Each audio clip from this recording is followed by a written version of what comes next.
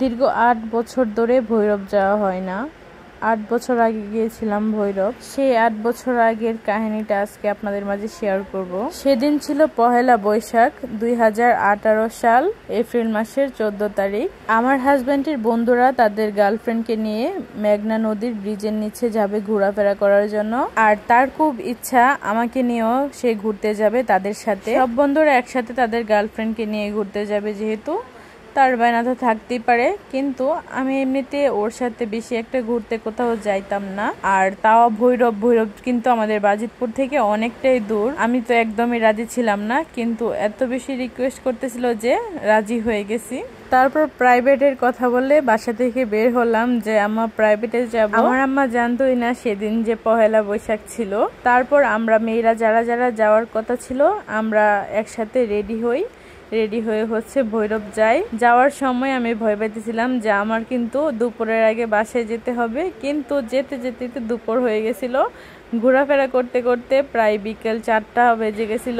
আস্তে আস্তে বাসায় 5টা বেজে গেছে। বাসায় এসে দেখি ওর আম্মুর বাসায় আমার আম্মু আয়সা বসা রয়েছে যে আপনার ছেলে আমার মেয়েকে নিয়ে মনে হয় পালায় গেছে। আমার মেয়ে সকাল 9টার দিকে বাসা থেকে বের হয়েছে, এখন পর্যন্ত বাসায় যায় নাই। পুরা বাজিতপুর খুঁজে ফেলছি, বাসায় নাই। আপনার ছেলে কি করছে আমার মেয়েরে? আপনার ছেলের বলেন বের করে দিতে আমার মেয়েরে। সেদিন বাসায় যাওয়ার পর আমার আম্মা আমারে অনেক মারছে, কারণ আমি ঘুরতে গেছিলাম তা না বলে।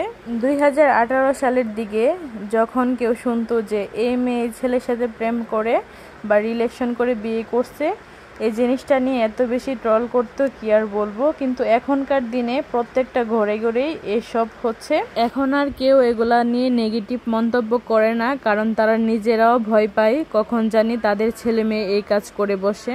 মজার ব্যাপার হচ্ছে আমাদের বিয়েটাকে নিয়ে যারা অনেক বেশি মজা নিয়েছিল তাদের ঘরেও কিন্তু এরকম ঘটনা ঘটছে। এগুলা গোপনেই থাক, আর বলতে চাচ্ছি না। পরেরটা দেখার আগে দেখবেন নিজের ঘরের সবকিছু ঠিক আছে কিনা।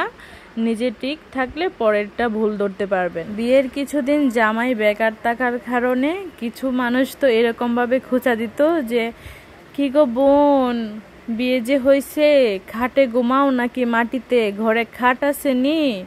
তারপর কয়েক বছর পর দেখলাম তাদের বোনেরাও এরকম করে বিয়ে করছে, ঘরে খাট ছিল না, মাটিতে ঘুমাইতো। ইনশাল্লাহ তারও একদিন সুখ শান্তি হবে। কিন্তু আমার আলহামদুলিল্লাহ বিয়ের পর থেকে আমার শ্বশুর শাশুড়ি আমাকে অনেক আদর যত্ন এবং অনেক ভালোবাসা দিয়েছে। আচ্ছা যাই হোক, পুরানা কথা সব বাদ দিয়া দেই। এখন কথা হয়েছে বিয়ের আগে পাগল বানায় ফেলছে, মেঘনা নদীর ব্রিজের নিচে যাবে ঘুরতে ভৈরব। এখন বিয়ে করছে, এত বছর হয়ে গেছে, এর ভিতরে একবারও বলে নাই যে চলো ভৈরব থেকে ঘুরে আসি। বলে কি না ভৈরব এত দূর যাওয়া লাগবে না, থাক আসো যাই পাটুলিঘাট থেকে ঘুরে আসি।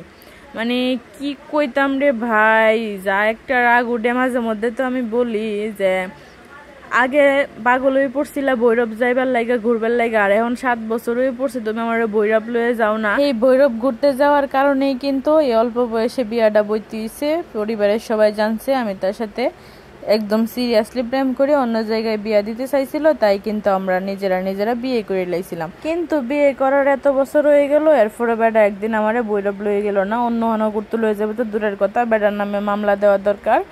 যাই হোক, ভিডিওটা শেষ হয়ে যেতেছে। কথা কইতে কইতে যারা ভিডিওটা শেষ পর্যন্ত আমার বক বক শুনছেন তারা অনেক অনেক বেশি ধন্যবাদ। আল্লাহ যখন ভিডিওটা দেখি হইলাইছেন একটা লাইক কমেন্ট করে দেন এবং আমার পেজটারে একটু ফলো দিয়া দেন নয় কেউ হয়ে যাক গাছকার ভিত্তে। আর আমার অর্ধেক শুদ্ধ আর অর্ধেক গ্রামের বাসা লাগে কিছু মনে হরুন না যে, কারণ অত বড় ভিডিও বানাইতে আমার অনেক বেশি কাজ লাগতেছে। ভালো থাকবেন সবাই, আসসালামু আলাইকুম।